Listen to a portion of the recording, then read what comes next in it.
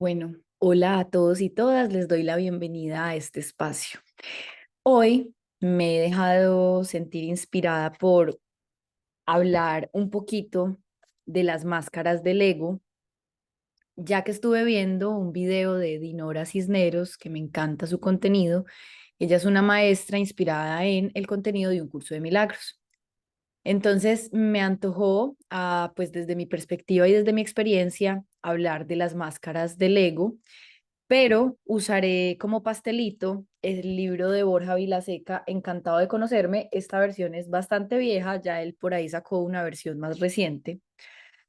¿Y para qué vamos a mirar las máscaras del ego? Pues para quienes ya tienen experiencia, pues bueno, ya saben que el ego es aquella parte de nuestra personalidad que nos permitió sobrevivir, especialmente en los primeros años de nuestra vida, en la infancia, la adolescencia, pero que sin embargo llega a un punto donde me manché los dedos escribiendo con lapicero. Sin embargo, llega a un punto donde ya pareciera que hay algo en nosotros que nos da la sensación de que nos está generando como un obstáculo para avanzar.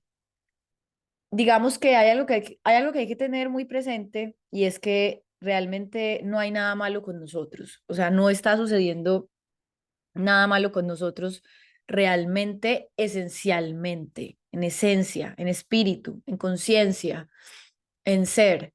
Ahí no está pasando nada con nosotros. Nosotros, por decirlo de alguna manera, esencialmente, repito la palabra, somos perfectos. Pero al entrar aquí al planeta Tierra, a esta condición de ser seres humanos, primero adoptamos un cuerpo. Este cuerpo tiene unas características físicas únicas, y además hay una parte que es invisible ante nuestros ojos, pero que es corroborable, es comprobable, y es la personalidad. Entonces la personalidad se va forjando desde el momento que nacemos según múltiples cosas, según el ambiente en el que nacimos, según el proceso de aprendizaje que queríamos venir a tener. Antes de venir, cada quien ya venía con algo que aprender. De alguna manera, todos hemos venido a aprender lo mismo, todos hemos venido a aprender las mismas materias, por decirlo de alguna manera, pero las vamos a aprender en distinto momento y en múltiples vidas, porque una sola vida no alcanza para conocer toda la creación y para llegar a entender todo este misterio del cual hacemos parte. Entonces, cuando ya empezamos a darnos cuenta de que hay algo en nosotros que no nos permite sentirnos plenos, que por el contrario nos hace sentir a veces deprimidos, frustrados o constantemente enojados, o constantemente tenemos relaciones muy tóxicas, muy dañinas, o tenemos hábitos muy autodestructivos, o sea, cualquier expresión de disarmonía en nuestras vidas, en el área que sea, en el área económica, en el área de la salud, del cuerpo físico, en el área de nuestra relación con nuestra mente, que de hecho ya vamos a ver que es el pilar más importante, sino que lo separamos así como para poder entender, pero en realidad todo tiene origen y causa en la mente. Y bueno, podemos identificar cuatro áreas, resumirlas en cuatro áreas, que son entonces cómo están nuestras relaciones de todo tipo, y no solo con las personas, cómo me relaciono con las cosas, con los objetos, cómo me relaciono con los objetos. Parece una bobada, pero no lo es.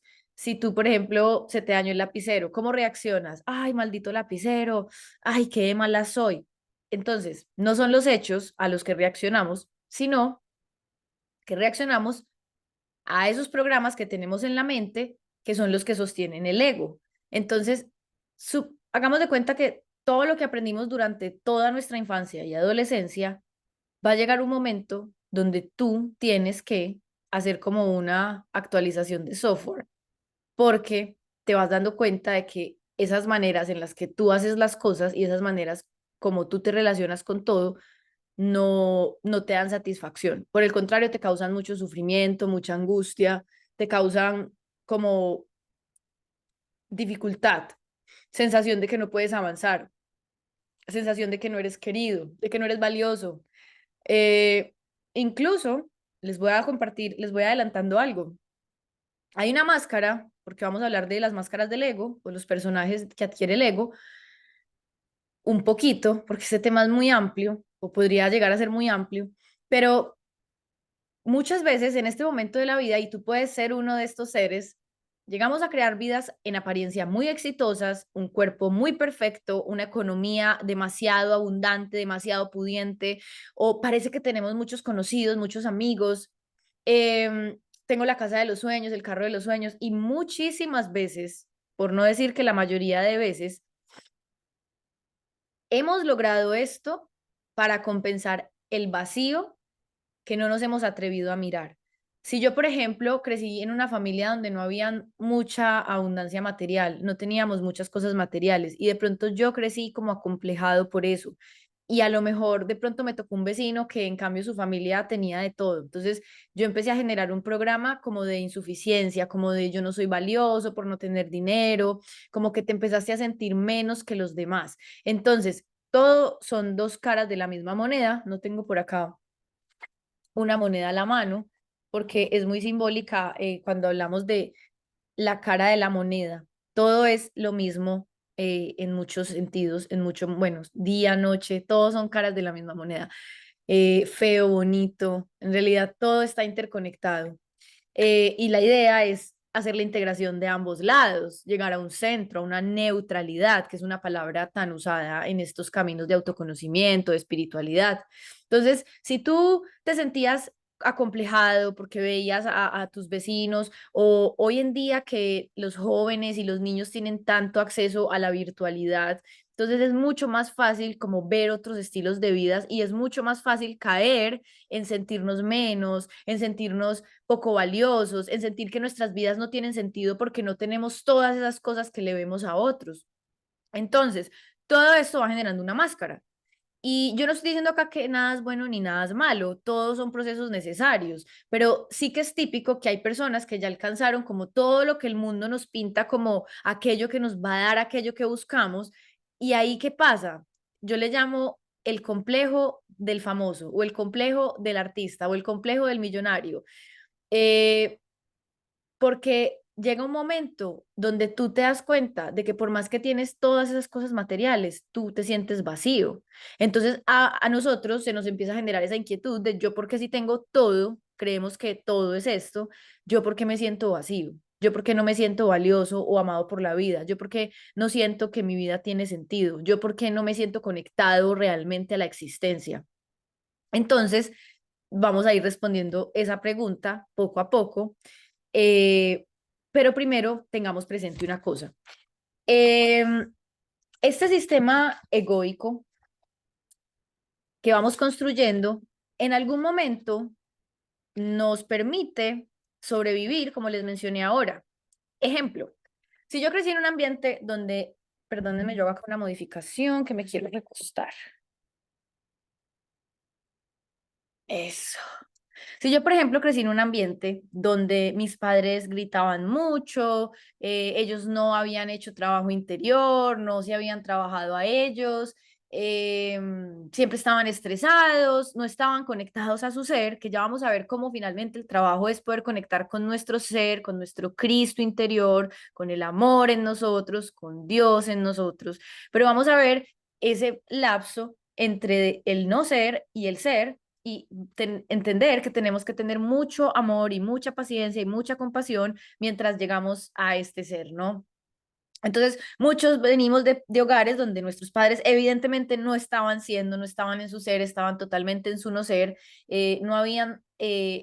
no se habían hecho conscientes de sus vacíos, no habían resignificado sus infancias, no habían hecho como todo este proceso que muchos de nosotros hoy en día tenemos acceso eh, y que es tan maravilloso poder darnos el lujo de ser conscientes de que existe este ego, de que existe esta parte en nosotros que la idea es que la aprendamos a observar sin juzgarla y desde esa observación sin juicio va surgiendo la reflexión de, pero yo no quiero que esto se siga repitiendo en mi vida, yo no quiero que esto siga sucediendo. Entonces, volviendo a la historia de mamá y papá, eh, si mamá y papá gritaban mucho, un ejemplo es que entonces yo aprendo a cómo no darles motivos para que estén enojados. Entonces, en algún punto, el ego es positivo porque nos permite sobrevivir a estos ambientes hostiles. Entonces, yo ya sé que mi padre llega enojado, entonces hasta incluso aprendemos a ser complacientes. Ahí vamos, cada uno va ubicándose. Yo por lo menos llegué a un punto donde si bien uno tiene como unas máscaras predominantes, uno termina por darse cuenta de que uno tiene de todas las máscaras y que en algún momento de la vida, en algún instante, en algún segundo, uno es todo.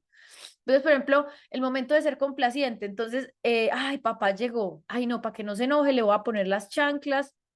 Mi mamá también ya entonces se mete a la dinámica pues por ignorancia, porque ella no está siendo consciente de que sostener ese tipo de dinámicas no es amoroso.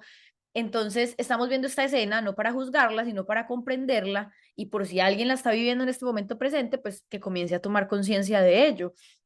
Por miedo, aprendemos a comportarnos de ciertas maneras para no generar ¿qué? La reacción emocional en el otro, porque como no somos responsables emocionalmente, entonces los otros empiezan a desarrollar en sus máscaras egoicas el complaciente, el servidor, el voy a decirte que sí a todo porque así evitamos tus reacciones.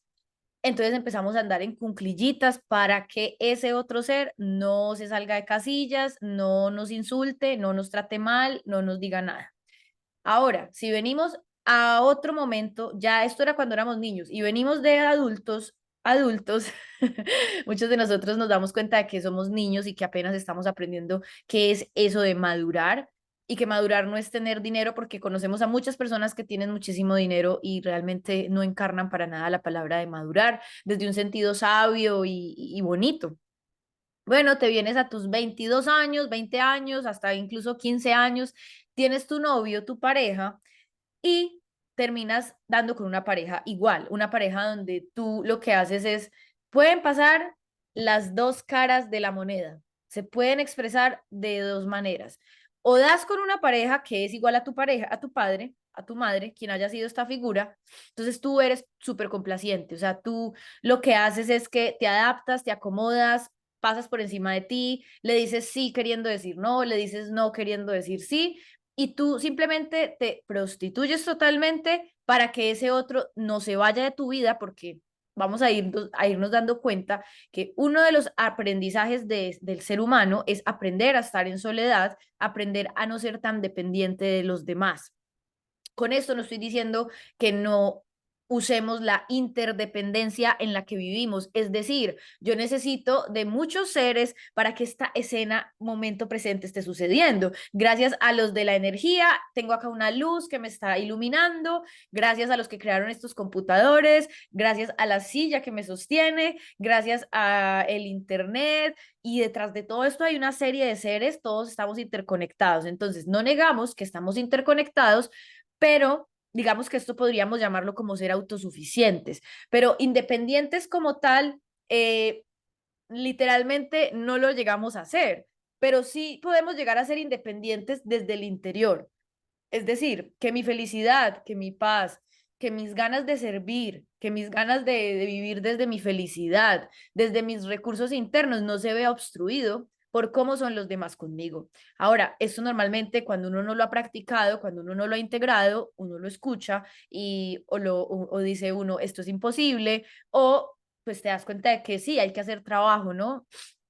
Como dicen en México, que me encanta, hay que chambearle, sí, hay que chambearle un poco, pero bueno, entonces, volviendo a la dinámica, listo, ya ves que tu pareja, tú eres súper complaciente y bueno, esto se traduce, es que la realidad es como un algoritmo, como tal, todos los procesos que vimos son como algoritmos, o sea, es decir, se empieza a generar una cosa, una cosa, una cosa, y de esa otra cosa se genera otra cosa, otra cosa, otra cosa, y todo puede llevarnos a experiencias muy trágicas porque como no sabemos amarnos, porque como estamos creyendo que todo lo que aprendimos de niños es la verdad y es lo único, entonces hay un punto en el que el ser humano no se cuestiona. Hay un momento donde no nos cuestionamos nada y vamos por ahí como soldaditos, autómatas y esto es perfecto, esto es parte de la vida. Yo siempre que hablo soy consciente de que la vida es un misterio, para mí es un misterio. Yo cuando hablo de esto digo, qué loco que las cosas sean así. al final, en un nivel muy, muy, muy profundo, no es que entienda por qué las cosas son así, pero puedo verlas, o sea, veo que así funcionan, veo que así operan. Es como yo he puesto el ejemplo de que yo no conozco, si tú me dices que te explique a ciencia cierta cómo funciona el celular, yo no te sé explicar cómo funciona el celular o cuando me monto un avión y sin embargo me monto y confío en el avión y sin embargo uso el celular y confío en lo que puedo hacer ahí y sin embargo confío en la vida y confío en que nos va revelando como información para que vivamos vidas distintas, porque si algo sí es cierto es que todo ser humano quiere ser feliz. La cuestión es que normalmente buscamos esa felicidad por medios que son incongruentes, paradójicamente, contradictoriamente, van en contravía de esa felicidad. ¿Pero por qué? Porque habíamos creado o aceptado unas creencias de cómo es todo. Y digamos que ese es el trabajo del ser humano, construir la verdad, reconstruir la verdad, reconocer la verdad en base a lo falso. ¿Por qué? Porque así es la vida, o sea, dos caras de la misma moneda. Necesito de la falsedad para reconocer qué es la luz. Ellas se complementan y finalmente forman un solo ser, que es lo que vamos desarrollando cada uno en nosotros, donde le damos la bienvenida a este falso ser y no peleamos con él. O sea, de hecho, yo te lo estoy diciendo desde un lugar donde yo todavía tengo que observar a mi ego, lo observo constantemente, o sea, porque el ego no es que es un ente ahí haciéndome cosas, no, yo le doy luz verde, yo le doy la aprobación, yo soy quien autorizo estos programas. Lo que pasa es que en un momento autorizamos de forma inconsciente. Entonces, volviendo al ejemplo de la pareja, esa era una cara de la moneda. Tú eres el sumiso o la sumisa. Tú haces todo lo que el otro dice con tal de que no se vaya. Eh, Normalmente muchas de estas relaciones llegan a terminar en maltrato físico, o sea, donde básicamente como no estoy viviendo desde la expresión del amor, desde la expresión del ser, desde la expresión pura y divina, entonces yo le estoy llamando amor a un montón de cosas que no son amor. Por ejemplo, nosotros le llamamos amor a los sentimientos, a las emociones, ya dije sentimientos, sí. Entonces le llamamos amor a sentimientos, a emociones, que son cosas pasajeras. No, hay un momento donde uno investiga qué es el amor, porque el amor no puede ser algo transitorio. Entonces ahí es cuando uno empieza a descubrir que, este pelito, ahí es cuando uno empieza a descubrir que el amor es algo que está por encima, que incluye todo, sí. O sea, básicamente podría decirse que el amor es el espacio en el que todo sucede, es ese espacio que le da la bienvenida a todo, pero no incluye lo concreto, pero no es eso concreto. Entonces, tú empiezas a darte cuenta de que tú le has estado llamando amor a un montón de dinámicas y cosas que no son amor. Por ejemplo, le llamamos amor a estar con la otra persona todo el tiempo como un pegote y nos llamamos todo el tiempo y hablamos todo el tiempo y no nos damos cuenta en algún momento que esto es porque no queremos conectar con el vacío existencial que tarde que temprano todo ser humano en esta vida o en otra tendrá que conectar con ello. El vacío existencial es algo que si tú mismo no te sumerges a conocerlo, a conocerte, pues siempre, fíjense una cosa, este tipo de información, si uno no se apropia de ella, se queda en las nubes, se queda en el aire. Y hay un momento donde uno cree que entiende, más o menos se te quedan cosas, pero esta información no es como para creer no es para creer o para creer que entiendo, no, es para que tú la vivas, para que tú te apropies, para que tú empieces a observarte en tu cotidianidad quién eres, qué es lo que haces, desde dónde lo haces, por qué haces lo que haces, por qué estás en esta relación o por qué tienes miedo de entrar en una relación. O sea, eso sucede un montón de expresiones múltiples. Volviendo al ejemplo de la relación de pareja, que también lo viví.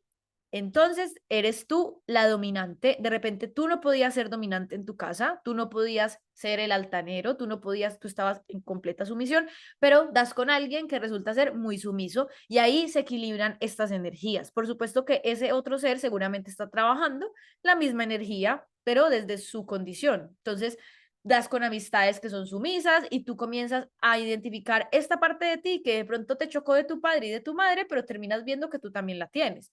Y fíjense algo, ustedes puede que se ubiquen siendo sumisos en muchos escenarios y puede hacer que un día ustedes vean ese dominante, ¿no? Esa parte de ustedes que entonces está gritando, está exigiendo, está tratando de manipular para que las cosas sean como ustedes quieren. Y eso es muy interesante porque por eso les decía ahora que uno empieza a darse cuenta de que uno es todo en distintos momentos, con distinta intensidad, con distintas personas, en distintos escenarios. Entonces, por ejemplo, cuando yo estaba en el colegio, yo era en el colegio en primaria, yo era como muy dominante, yo era como muy, yo gritaba y yo les exigía a mis amigas que hicieran las cosas como yo quería. Alguna vez una de ellas se me acercó y me dijo, Meli, si tú sigues actuando así, tú te vas a quedar sola. Ustedes no saben a mí cómo me marcó eso, que de ahí en adelante yo viví una fase donde yo me volví sumisa, o sea, seguí como en esa energía que conocí en la casa y como que me aislé, o sea, sin ir a culpar a mi amiga por ese comentario, porque después lo reflexioné y sabía que ella tenía razón, pero yo tampoco supe cómo manejar ese comentario, porque yo lo interpreté como, entonces hay algo muy mal conmigo y eso me llevó como a experimentar un aislamiento por unos buenos años donde yo como que no me quería abrir a nadie entonces porque entonces yo ya tenía miedo de esa parte de mí. Y yo, claro, yo empecé a tomar conciencia de esa parte de mí que gritaba y que reaccionaba y que no podía soportar que las cosas no resultaran como yo quería, pero eso era en el ámbito escolar, porque yo llegaba a mi casa y yo otra vez tenía que volverme así como a cuidar la sensibilidad emocional de mis padres, que mis padres no reaccionaran. Entonces, fíjense que uno como ser humano es todo en distintos momentos. Yo insisto con esta idea, porque a veces estas herramientas de autoconocimiento nos llevan como a decir, ay, yo soy el eneatipo uno y ya. No, tú empiezas a ver que en algún momento has sido todos los eneatipos, que sí, que puedes que tengas predominancia, pero uno o sea, es muy bacano ver de la realidad que es tan plural, tan múltiple, es que no me llega la palabra, o sea, no podemos ni siquiera llegar a limitarla como tal. Uno juega con estas herramientas, pero uno no se puede encasillar en ellas, porque tú te vas dando cuenta de que tú mutas constantemente, tú cambias constantemente, que puede que te resistas, pero en realidad estamos todo el tiempo transformándonos, cambiando. Entonces, eh, por ejemplo, vámonos a hablar muy rápidamente de, de un proceso. Hay un proceso acá que Borja menciona que es muy interesante. Entonces, mientras pasamos como del ego a la esencia o al ser o al espíritu o al Cristo, lo que va pasando es lo siguiente, hay un momento donde somos totalmente inconscientes, entonces nosotros vamos por ahí por la vida actuando en mega piloto automático, nos valen tres tiras los demás, puede que esa actitud de que no nos importen los demás la vivimos más en la casa, por decir, puede que el peor lado te lo conoces solo tus papás, esto también es muy típico como entonces vamos como escondiendo partes de nosotros según con qué persona estamos. Y de repente esa parte horrible, horrible, la escondes con tus amigos, con tu pareja, con ese chico que te encanta o esa chica, entonces ahí escondes esa parte, no la muestras. Vamos a ir viendo que cuando hacemos un trabajo muy profundo con el ego, uno mismo, primero que todo, uno es el que tiene que aprender a abrazar toda la sombra. O sea, hay un momento donde tú tienes que dejar de pretender, primero que todo, que sea otro el que se haga cargo de esa parte de ti, que eso es como una parte de programación, amor romántico, idílico, que eso está en la mente de muchos seres humanos y eso hay un momento donde uno tiene que cut, desinstalar, eliminar, porque no nos permite navegar la sana individualidad, porque estás como creyendo que solo vas a ser entero y total y naranja completa, porque te sientes media naranja cuando aparezca ese ser y te complemente. Entonces no navegas tu individualidad sanamente. Entonces, vas por la vida siendo inconsciente en todos los sentidos y estás súper egotizado porque las primeras fases de nuestra vida es como que nosotros no entendemos por qué las cosas no son como queremos, no entendemos por qué las cosas no surgen cuando queremos, no entendemos, por ejemplo, la relación del tiempo con esta realidad, no entendemos los procesos, que los procesos es una palabra vital y fundamental en este trabajo, no comprendemos que la vida es un sube y baja, que es el día, la noche, que hoy te levantas con la energía a tope y mañana te sientes súper bajito, o sea, no comprendemos la multiplicidad de cosas que realmente tiene la experiencia humana, porque sí, porque tiene muchas cosas, o sea, la experiencia humana está compuesta de muchísimas cosas. Lo pausé y me perdí por dónde iba, pero bueno, sé que más o menos estaba diciéndoles de las fases de ser inconsciente, ¿no? O sea, estás inconsciente totalmente. Sé que estaba como hablando de otra cosa, pero bueno, continuemos con lo de inconsciente. Entonces, bueno, entonces tú solamente sabes que sufres. Yo me acuerdo que yo usaba mucho una expresión de yo no me soporto ni yo misma. O sea, yo realmente la pasaba muy mal. Yo, la verdad, los primeros años de mi vida estaba muy egotizada. O sea, realmente a mí me costaba mucho entender que la realidad no fuera como yo quería, que las cosas no surgieran como yo quería, en el momento que yo quería. Momento. Lo siento, muchachos, tengo la estornudadera un poco alborotada, pero bueno, nada que no me permita seguir por ahora. Entonces, bueno, listo, ya, listo, estás, por ejemplo, a mí esto en el pasado ya apago, yo, no, no, y me llenaría de negatividad y empezaría a pensar súper mal sobre mí, me juzgaría y se me alborotaría como todo el pensamiento, pero ya no me pasa, por el contrario, ya es como que aquí estoy contigo, Melcita, suénate la naricita, todo está bien. Por eso pausé el video mientras tanto y te vas volviendo más amoroso contigo, más dulce, más suave, más compasivo. Y finalmente ese es el trabajo. O sea, no es como de la noche a la mañana pretender que ya no te enfermas o que, que ya no te enfermas o que ya no reaccionas o que ya no sientes que te da dificultad de pronto un área de tu vida, aprender algo, no, sabes que todo eso está ahí, pero ya te lo gozas, o sea, ya estás dispuesto como a vivir el proceso desde un lugar interno más tranquilo, más sereno. Entonces, en el lado inconsciente, algo que caracteriza mucho nuestra posición inconsciente es que culpamos a todos y a todo de lo que nos pasa. O sea, es como que tú no te haces para nada 100% responsable de ti.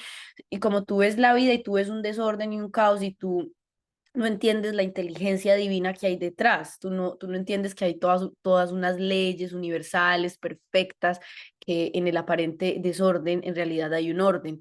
Entonces, una característica muy importante de esta fase es que tú culpas, a ti te pasa cualquier cosa, ay, eso es por tu culpa, ay, eso es por tu culpa, ay, eso es por tu culpa, por tu culpa, por tu culpa, por tu gran culpa. Pero también puede haber el caso, otra cara de la moneda, de personas que se viven culpando a ellas, o sea, como que en ese papel de quedar bien con los demás, porque entonces sostienen el papel de ser muy buenos, son muy buenos, ellos son muy buenos, pero eso normalmente es una máscara, entonces se culpan a ellos. Entonces puede ser cara de la misma moneda. Entonces, normalmente esa culpa siempre termina proyectándose en enfermedades físicas. Podríamos decir que el 90% de las enfermedades, el 80% de las enfermedades, una gran mayoría de las enfermedades es resultado de pues nuestro no adecuado manejo de la mente, que la mente se traduce en emociones, luego esas emociones mueven la química del cuerpo y al moverse la química del cuerpo pues se generan todos esos desbalances que normalmente se estudian solo desde la biología o desde la química o desde la medicina tradicional que busca solo lo observable, pero por supuesto hoy en día pues ya sabemos que hay muchas corrientes que estudian como la completitud o la parte holística del ser humano, ya sabemos que tiene cabida la mente, las emociones en todo esto, pero normalmente en la conciencia inconsciente se desmerita esto, o sea, como que no se le da importancia a la parte mental ni interior. Y por ejemplo, en este estado puede que tú atiendas tus enfermedades siempre solo como desde lo físico, que está bien, no pasa nada, pero ignoras qué está pasando en tu mente. No quieres saber qué está pasando en tu mente. Entonces te la pasas distraído, te la pasas buscando cómo narcotizarte. Y fíjense una cosa. Tú puedes narcotizarte desde usar sustancias, fiestas, drogas, sexo, alcohol, adicto a los videojuegos, a la pornografía, a la comida, lo que sea. Hay formas de narcotizarnos que de pronto se ven como más aceptables. Te puedes volver adicto al ejercicio, te puedes volver adicto al trabajo, o sea, cualquier cosa que tú le haces compulsivamente como con tal de no estar contigo, como con tal de no estar en soledad, como con tal de no estar, no, en ese momento no eres casi capaz de estar tiempo contigo. O sea, como que tienes que buscar la manera de llenar ese vacío, como sea. Entonces no entras en contacto con el vacío. La paradoja es que cuando miremos este estado donde somos plenamente conscientes de la conciencia, la paradoja es que ese vacío comienza a llenarse. Pero para que ese vacío comience a llenarse, yo tengo que hacerlo. O sea, yo tengo que entrar en contacto y en comunión conmigo. Pero eso es todo un proceso. Lo que les decía de pasar de aquí a acá, es esta fase que hay que aprender a respetar, honrar, valorar y aprender en medio de este camino con los altibajos, con la sensación de que retrocedemos o de que nos bloqueamos. Entonces, listo, seguimos a que eres consciente de la inconsciencia. Ya empiezas como a darte cuenta de esto y lees información o compras libros, ves videos o hablas con amigos y se empiezan a dar cuenta de como que pana, parce, hay algo en mí que no está funcionando, yo no sé, mi mente dice muchas cosas, de repente hay cosas que ya no te funcionan, o sea, como que todas esas fiestas que te pegas ya cada vez te dejan más vacío, esas drogadas cada vez te dejan más vacío, ese exceso de sexo te deja cada vez más vacío, ese exceso de pornografía te deja cada vez más vacío, es como que empiezas a notar que necesitas más y más y más para llenar ese vacío y no puedes llenarlo. Entonces ya empieza como a haber unos vacíos en ese automático, pero ahí todavía eres consciente de la inconsciencia, pero todavía hay una predominancia de estos automáticos, de repente te das cuenta, te quedas un viernes en casa, pero al otro día sábado no te soportas y mejor sales, pero empiezas a hacer espacios y esto ya es un buen gran comienzo. Eh, con un solo segundo que uno tome conciencia de esto ya es demasiado, porque fijémonos que en la inconsciencia es que yo me acuerdo de mí misma, o sea, hay un momento donde tú cero pollito rayado que entiendes que hay un ego porque tú crees que eres eso, tú crees que eres eso, estás completamente identificado. Eh, estás completamente identificado y no pones en duda en ningún momento, pues, lo que está pasando contigo, ¿no? Como que ese es un momento de vida de mucho caos, la verdad. Pero bueno, no es, o sea, esa es la que hay, ¿qué le vamos a hacer? Entonces ya después cuando empiezas a ser como más consciente, porque tú ya dices, no, yo tengo que empezar a hacer algo, entonces acá empieza como un compromiso contigo mismo. Entonces ya empiezas como lo típico es como que buscamos meditaciones o buscamos hablar con amigos que uno los ve ya como más centrados, como personas que ya de alguna manera han entendido este juego de la vida y tú ya empiezas a buscar otros referentes que no sean precisamente las personas que tú siempre las ves sufriendo, que tú siempre las ves quejándose, criticando, porque eso es otra cosa de la inconsciencia, que ponemos la atención afuera y es ese momento de la vida donde siempre criticamos a los demás y creemos que tenemos el derecho de decir qué mal lo está haciendo el otro y nos creemos nuestros juicios, o sea, de verdad pensamos que lo que pensamos de otros es cierto, o sea, y eso es un hechizo muy gracioso. Porque de verdad nos lo creemos, o sea, estamos convencidos que todo lo que pensamos del otro es verdad, pero bueno, ¿qué se le va a hacer? Y eso nos lleva a no poner casi la atención en nosotros e incluso nos lleva a no ver nuestra propia oscuridad. O sea, siempre fíjate, y yo hubo un momento que ya no pude no volver a ver esto, o sea, ya era muy difícil hacerme la loca sobre este tema y es como que aquello que tanto juzgas afuera, revísalo en ti. Un típico ejemplo era que yo criticaba siempre como cuando veía la televisión y veía es que el político de turno y yo lo juzgaba, ahora me da risa, o sea, en serio, es como que qué patético que hagamos eso, pero bueno, no lo juzgo, o sea, sé que es parte de la vida, pero ahorita también lo hablo ya desde la verdad, es como, eso es ridículo que hagamos eso, porque alguien, no me acuerdo quién, me dijo, te choca a ellos que están robando. Fíjate tú en qué áreas de tu vida te estás robando, porque la realidad funciona como espejo. Y tú dirás, yo no hago lo mismo que él, yo no robé $1 millón. No importa, no te preocupes, no mires como tal lo que él está haciendo, sino que mira la cualidad que está en sombra. Entonces, o sea, robar esconde la cualidad de yo ser generador de abundancia. Yo robo porque yo creo que yo no estoy en capacidad de generar recursos, que yo no estoy en capacidad de servir y por lo tanto recibir una remuneración por eso. Pero más que el robo de cosas, por ejemplo, tú te robas paz. Me decía esta persona, tú te robas paz cuando te pones a ver películas de terror. Yo era adicta a las películas de terror y luego no podía dormir. Entonces me decía, tú te robas paz y tú prefieres pasar esa noche maluca porque no vas a dormir, o sea, no, te estás robando un buen sueño además, te estás robando un sueño reparador. Y yo era como que, wow, o sea, nos robamos de muchas maneras que a veces no nombramos así. Te robas Vas cuando te empiezas a comparar con otros. Te estás robando amor a ti, te estás robando aceptación a ti. O sea que robamos de miles de maneras. Entonces, fíjate que estás mirando ahí afuera, coge ese defecto que estás criticándole al otro y míralo en ti.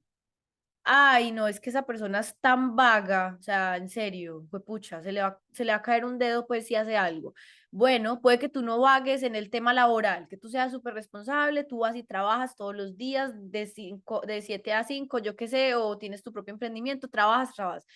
Pero resulta que tú eres muy vaga con el autoconocimiento.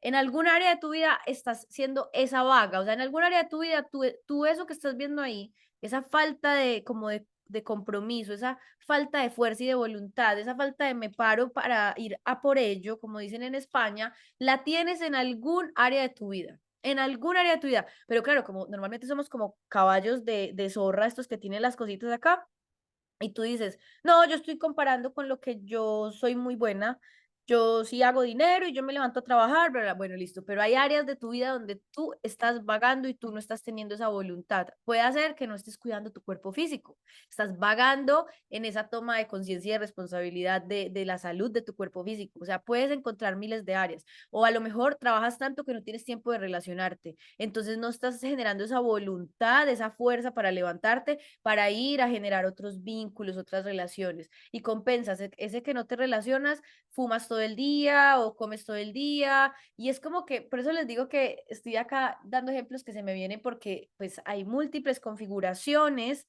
de lo mismo. Al final todo es lo mismo. Entonces, listo, volviendo. Ya listo, somos conscientes de nuestra inconsciencia, empiezas a hacer trabajo interior de alguna manera, ya empiezas a estar presente como para ti. Luego, ya empiezas a ser consciente. En esta fase de consciente de la inconsciencia también es típico, y yo también lo viví, que yo seguía saliendo de fiesta, yo seguía saliendo a drogarme, a consumir alcohol, a hacer un montón de cosas, pero yo ya era consciente, o sea, como que yo ya estaba ahí presente y esa parte de mi mente que reflexionaba conmigo, yo ya no podía callarla, o sea, era como que estoy acá otra vez, bueno, vamos a observar para qué estoy haciendo esto, para qué vengo. Ya me tomó bastante tiempo, entre comillas, tal vez mucho menos tiempo que muchas otras personas, pero el tiempo que te tome no importa, o sea, no nos comparemos. El caso es que en ese lapso de yo reflexionar profundamente qué estoy haciendo con mi vida, yo iba, salía, los mismos parches de siempre, las mismas personas, y yo en mi mente estaba muy consciente, o sea, yo era demasiado consciente de lo que estábamos haciendo todos, de cómo iba avanzando la madrugada y todos nos íbamos volviendo súper locos. Sería, wow, ¿qué hacemos aquí? ¿Qué estamos haciendo? ¿Cuál es el sentido de esto? Entonces, eso, que ya al menos empiezas como a apropiarte de tus decisiones, o sea, como que estás ahí para ti, o sea, se despertó el modo automático, ya no eres un bot del sistema, del videojuego, no, ya estás jugando el juego. Listo, listo, consciente de la inconsciencia. Bueno, y ya la conciencia es un estado, bueno, consciente de la conciencia se supone que ya es un estado de ser pues total y absoluto, son seres que de verdad ya nada los perturba, ya han adquirido un nivel de sabiduría muy alto y bueno, hacia allá vamos. Tal vez en la conciencia muchos de nosotros nos podamos identificar, aunque yo me siento como entre consciente de la inconsciencia y consciente, o sea, yo todavía me siento ahí porque todavía hay muchas reacciones que salen en automático. La diferencia es que yo ya quiero apropiarme siempre de mis decisiones, o sea, es como que ya llega un momento donde es casi imposible evadirte, o sea, no te da ni aunque quieras. Es como que por el contrario, ya no hay un afán de quererme evadir, sino que en cambio en mí ya hay una cosa como de querer conocerme siempre. O sea, esta decisión de quererme conocer siempre ya es como tiempo completo. Ya es 24/7. Al principio lo haces de vez en cuando, un cursito una vez al mes, un librito, pero ya llega un momento donde lo constante no es que te evadas, sino que lo constante es dejar de evadirte para ver entonces qué es lo que es ser humano, qué es lo que hay en mi mente, qué es lo que me ha tenido tantos años en sufrimiento. Entonces ya empezar a conocer la mente es maravilloso porque es lo que nos va a permitir empezar a crear realidades diferentes, porque hasta ahora toda la realidad que has vivido ha sido una proyección de tu mundo interior, no atendido, por supuesto, tu mundo interior que no has mirado, que no has resignificado, todo un bagaje de creencias y de pensamientos que tienes y que no cuestionas, sino que los das por hecho. Por ejemplo, es algo muy loco y es que hay cosas que no las vemos hasta que nos alejamos de ellas. O sea, hay cosas que cuando estamos inmersos no vemos la magnitud de lo que está sucediendo ahí. Entonces, por ejemplo, yo personalmente, yo me alejé de todo mi grupo de amigos de algún momento y ya, o sea, y digamos que a mí a lo largo de mi vida realmente no me ha dado como duro volver a empezar, como no he sido como de tener amigas de toda la vida. O sea, solo del colegio tengo 3 amigas que de vez en cuando hablamos y cuando hablamos es esa típica sensación como de que el tiempo no ha pasado, pero no es que sostenga un vínculo con ellas constante para nada. Y el resto de seres humanos que han pasado a través de mi vida, soy muy dada como a pasar página y seguir. Puede ser que se hayan quedado en mi mente. Esto también lo he tenido que trabajar, o sea, no confundas el que te hayas ido de la vida de alguien, por decir de tus ex, si tú en tu mente todavía los odias, piensas mal de ellos, piensas hasta mal de ti, porque yo, ¿cómo fue que tomé esa decisión? Entonces uno empieza a ver que donde uno tiene que sanar es en la mente. Entonces, sí, físicamente se me ha dado muy fácil volver a empezar, pero llegó un momento donde yo tuve que coger a casi, o sea, yo hice un ejercicio de recapitulación durante mucho tiempo de ir a distintos episodios de mi vida a verlos, a ver qué fue lo que yo hice ahí, yo por qué hice eso, yo por qué actué de esa manera, yo por qué traicioné a esa amiga, yo por qué dije esa mentira, yo por qué traté mal, así, todo. Empecé a hacer esa recapitulación y bueno, eso ya llega a un punto donde coge tanta fuerza que las ganas de ser consciente empiezan a volverse el automático, o sea, el automático deja de ser el inconsciente y el automático empieza a ser el consciente. Y ese consciente ya empieza a ponerle más luz al inconsciente, o sea que ya pasar por alto tus actuaciones inconscientes se va haciendo cada vez más difícil. Entonces, bueno, vamos a tocar rápidamente los nombres, algunos nombres de los personajes, eh, aquí basándonos en este enneagrama de Borja, pero tengamos en cuenta que esto es muy profundo y pues ya cada quien tendrá que hacer su búsqueda o pues o si estás aquí simplemente como por pasar el rato y distraerte, está súper bien, pero si o si quieres hacer el trabajo, pues ya lo irás haciendo. Yo les iré compartiendo que es muy interesante hacer estos ejercicios, estos trabajos como, como disfrutándolos, como pasándola bien, o sea, como no tomándoselos tan en serio. Entonces, bueno, miremos rápidamente. Por ejemplo, el eneatipo 2, que es el ayudador. Entonces, uno empieza a ver cómo en uno, a nivel de personaje, lo que se me registró desde el inconsciente, entonces yo tengo una tendencia a que quiero agradar, que quiero complacer, que quiero salvar a todo el mundo, me le quiero meter a la vida a todo el mundo, yo soy el que voy a la casa del amigo y yo siempre estoy enterado de todo el mundo. Y normalmente en esta configuración nos vamos a dar cuenta que ya les digo, no se queden con que, yo no soy el ayudador. No, todos en algún momento hemos sido cada eneatipo. Cada eneatipo, usted en algún momento de su vida, en algún momento del día, usted vive cada eneatipo. Al menos así es como a mí me gusta verlo. Porque a veces como que estamos buscando identificarnos con uno y no vemos que los otros rasgos de los otros también nos habitan, solo que nos habitan en mayor o menor intensidad. Entonces, bueno, fijémonos cuándo hemos sido así, cuándo hemos querido agradar en una escena, quiero caerle bien a esta persona para ver si de pronto me invita a tal cosa o me contrata o yo qué sé, algo que yo quiero obtener o manipular. Entonces yo veo que si hago esto y esto y esto, entonces va a pasar esto. Entonces empiezo a generar ciertas acciones, ciertas reacciones para que los demás se comporten de alguna u otra manera conmigo. Normalmente aquí hay mucho orgullo y mucha sensación de victimismo, porque es muy típico que tú vivas esta sensación de yo todo lo que te he dado, todo lo que he hecho por ti y mira cómo me pagas. Entonces, fijémonos cuando hemos hecho esta clase de comentarios o al menos cuando lo hemos pensado. El adulador y el dependiente, o sea, es como que estás a toda hora diciéndole cosas al otro, pero es porque quieres obtener algo. No lo estás haciendo como genuina y auténticamente, sino porque de verdad quieres obtener algo de eso que tú piensas que te va a beneficiar de esa otra persona. Por ejemplo, yo recuerdo mucho en el colegio que era muy típico que las niñas nos hacíamos amigas de la popular, ¿no? De la que hacía las mejores fiestas del colegio. Bueno, eso ya era una expresión de este sistema egoico. Y entonces, ay, ¿qué quieres hoy? Entonces te hago las tareas y te hago el favor. Eso es adular. Ya desde niños podemos ver estas expresiones egoicas y es muy interesante, pues no tenemos que juzgarnos, aprendamos a reírnos mejor y a ser observadores constantes Y el dependiente es que, pues de alguna manera, igual para tú tener sentido de identidad, tú dependes de que los demás te necesiten. O sea, si los otros no te necesitan, tu vida no tiene sentido. O sea, un viernes tú en la noche solo, no puedes. Tiene que ser, así sea el que va y visita a los médicos, el que va a los enfermos, el que va y hace algo, una labor que ante los ojos de los demás como hay tan bueno como ayuda a todo el mundo, pero en realidad es porque está escondiendo su miedo a estar en soledad. Recordemos que estamos haciendo un barrido muy rápido. Algo que tiene este enneagrama es que tiene un lado luminoso, o sea, la idea es que todos estos rasgos de oscuridad, en realidad, como les puse el ejemplo de la moneda, son un lado de la moneda y ellos tienen otro lado de la moneda. Pero hoy no vamos a tocar ese lado luminoso, sino que lo dejaremos para otro video. Hoy nos vamos a quedar solo como en los rasgos oscuros, en las expresiones oscuras. En el eneatipo 3 tenemos el triunfador. Entonces es como esta sensación de que tú siempre quieres triunfar, tú siempre quieres quedar como el mejor, como el reconocido. Entonces aprendes a ser muy eficaz en todo lo que haces, o sea, rindes demasiado bien en cualquier área de tu vida, en las relaciones, en el trabajo. Y eres muy camaleónico, o sea, sabes leer las escenas para ver cómo te comportas para seguir llevándote el punto, o sea, para seguir quedando como el mejor. Acá hay mucha vanidad, mucha ambición.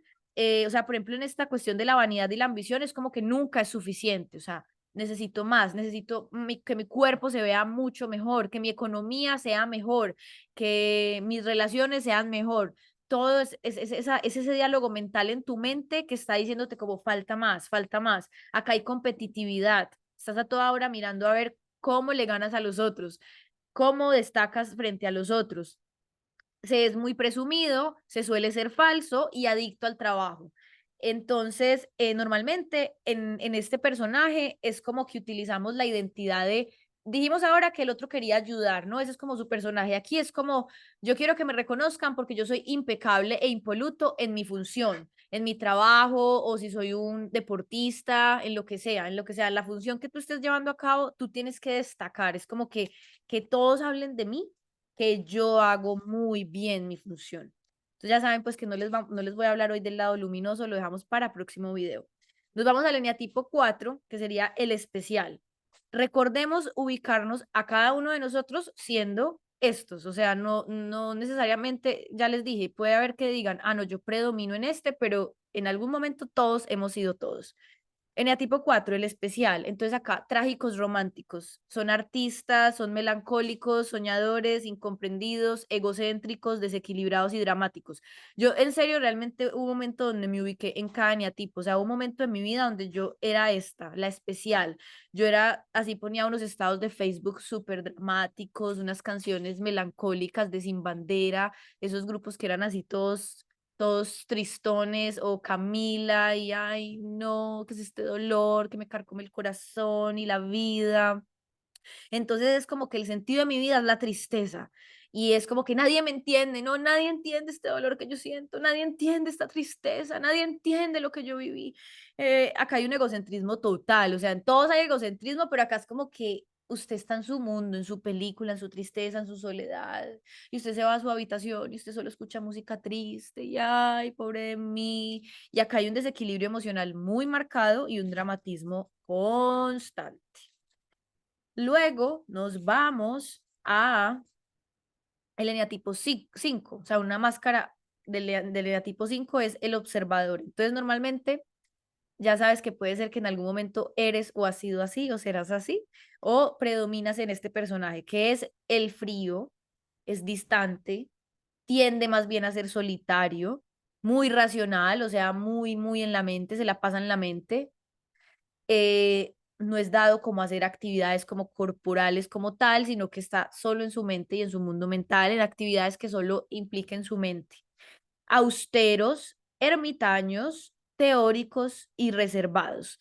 Entonces, insisto, a mí me gusta ver que en algún momento de mi vida he sido así, o sea, como que un momento de mi vida donde de repente te encierras y te dedicas a leer información de superación personal o quieres entender de qué se trata la vida y te alejas por un momento del mundo, de las relaciones y solamente empiezas a observar la realidad, pero estás como juzgando constantemente a los otros, o sea, tú te sientes especial por ser como tan no, me equivoqué la palabra, iba a decir que claustro, tan ilustrado, por ser ilustrado, por estar haciendo algo distinto con tu vida, distinto a los demás. Esto es una lectura muy superficial del enneagrama, yo es más bien como para ver pasajeramente como las máscaras que adopta nuestro ego. Continuándolo con el eneatipo 6, el dubitativo es como que siempre está dudando de todo, su mente. Recordemos que esto opera a nivel mental. Entonces siempre estoy desconfiando, inseguro de todo, miedo de todo, preocupado por todo, indeciso, pesimista, cobarde y ansioso. Entonces todo el tiempo puede pasar algo muy malo, no, mejor no voy a hacer eso porque es que después sale mal, entonces, o entonces son estas personas que quieren un seguro de vida para todo, o sea, todo tiene que estar asegurado porque de pronto lo roban, porque de pronto se quema la casa, porque de pronto se pierde el perro, porque de pronto y todo el rato están tratando como de evitar sentir estas inseguridades del mundo. Pongámosle a la casa esto para que los gatos no se salgan, para que el niño no le pase nada, para que nada, que no pase nada, o me hago adicto a los suplementos y me hago adicto al ejercicio, pero todo es para que no me pase nada, que no me pase nada, que no me pase nada. O la otra cara de la moneda es me vuelvo casi que, o sea, no participas del mundo. Te puede llevar a, todos estos expresiones egoicas nos pueden llevar a la depresión, evidentemente llevadas al extremo. Entonces, si desconfías, te puedes volver muy solitario, no quieres salir, le tienes miedo a todo, prefieres quedarte en tu mundito sin salir a conocer a nadie. Luego llegamos al eneatipo 7, que es el entusiasta. Entonces, es el gracioso, el de la fiesta, el que planifica todos los eventos, siempre sabe qué va a haber, cuándo va a haber, de qué manera. eh, en- Tal vez tú has sido en algún momento de tu vida. El hedonista, estás dedicado a los placeres, tú solamente quieres placer. Entonces, vamos a cine, vamos a comer, vamos a la fiesta, vamos a probar estos nuevos cannabis, vamos a probar estas nuevas cervezas, vamos a probar esta nueva discoteca. Siempre placer, placer, placer, placer. Vámonos de viaje, eh, siempre estimulando los sentidos físicos, básicamente. Y es una sensación de hiperactividad, no te puedes quedar quieto, no te puedes quedar como contemplando un momentico así nada, porque no tengo que hacer algo, tengo que hacer algo, tengo que hacer algo, tengo que llamar a alguien, tengo que estar con alguien, no puedo estar solo. Invitas a quien sea tu vida con tal de no estar solo. Te haces amigo de hasta el perro, del vecino, de todo el mundo con tal de salir. Sales con el perro del vecino, pero no, yo solo no me quedo. Acá hay una sensación de insaciabilidad, nada te llena, necesitas más y más y más y más. Acá hay una tendencia a caer en adicciones, momentos de tu vida o persona que está con tendencia todo el tiempo de su vida como adicciones, porque como nada lo satisface y es muy superficial, pues no tienes tiempo de profundizar con nada ni con nadie, porque simplemente quieres algo nuevo, algo nuevo, algo nuevo, lo que sigue, lo que sigue, lo que sigue, lo que sigue, lo que sigue. Hay mucha dispersión, por lo tanto, como una incapacidad de concentrarte a profundizar, que eso sí es como más del eneatipo 5, por ejemplo.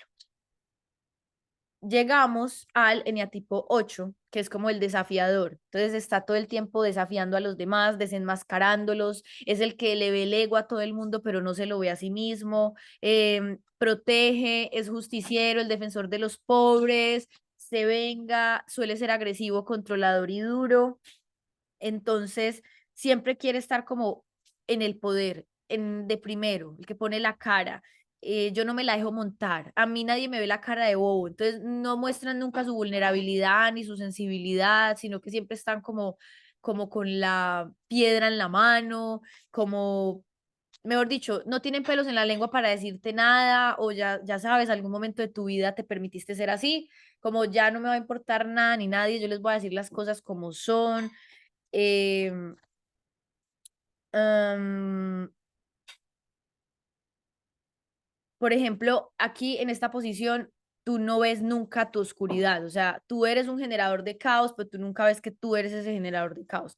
Siempre estás viendo que los otros son los que están haciendo el estrago, aun cuando tú lo hubieras empezado. Y ya, finalmente, nos falta el tipo 1 también, porque yo empecé por el 2. En el 9 tenemos el indolente, que es como no quiere ser nadie especial. Este se va al extremo de que no quiere que lo vean, no quiere ser el protagonista, son perezosos, pues o con tendencia a ser perezosos, o tú en algún momento de tu vida viviendo esta energía de pereza, de más bien conciliar, ay no, venga, no, no peleemos, no, no, no, a ver, qué quiere que haga? Yo hago lo que usted diga mejor, pero no peleemos. Tienden a ser invisibles, apáticos, escuchan mucho y más bien pasivos. Entonces, ¿eres tú o son estos personajes que tienden a pasar inadvertidos, no saben cómo decirle no a los demás, no saben cómo poner como sus necesidades enfrente, o eres tú en algún momento de tu vida no sabiendo poner tus necesidades de primero? Eh, Puede ser que caigas en un momento de ocio, como prefiero que la vida se me vaya viendo televisión, viendo redes sociales, así como una parsimonia, pero ay no, yo no me quiero apropiar de mi vida, mucha procrastinación, no genera como mucho un pensamiento propio, sino como esta típica frase de Dios me lleve, Dios me traiga. Y ya finalmente tipo uno que es el reformador, entonces acá hay un perfeccionismo constante, o sea, la perfección, la búsqueda de la perfección. Como sea, yo tengo que ser el más perfecto.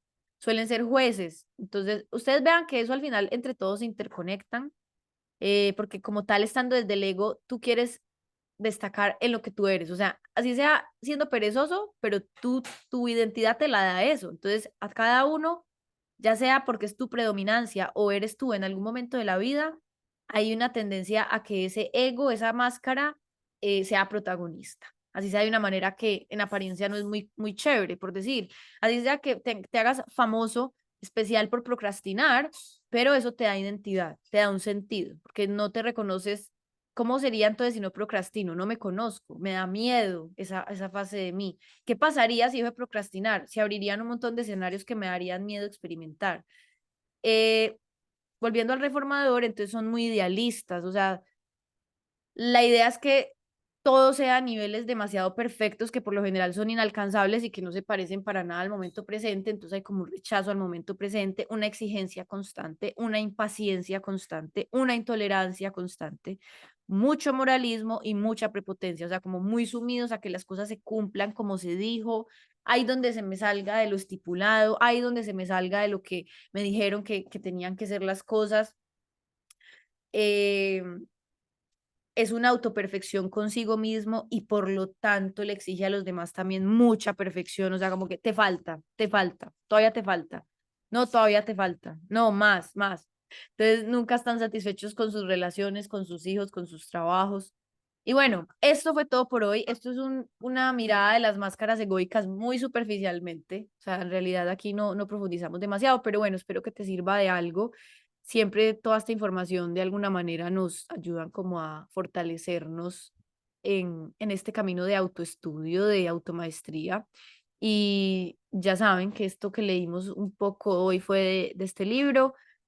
Nos vemos en la segunda parte de esto de las máscaras del ego y ya iremos viendo qué más, qué tanto podemos ir profundizando. Un fuerte abrazo, los quiero mucho y nos vemos en una próxima ocasión. Chao.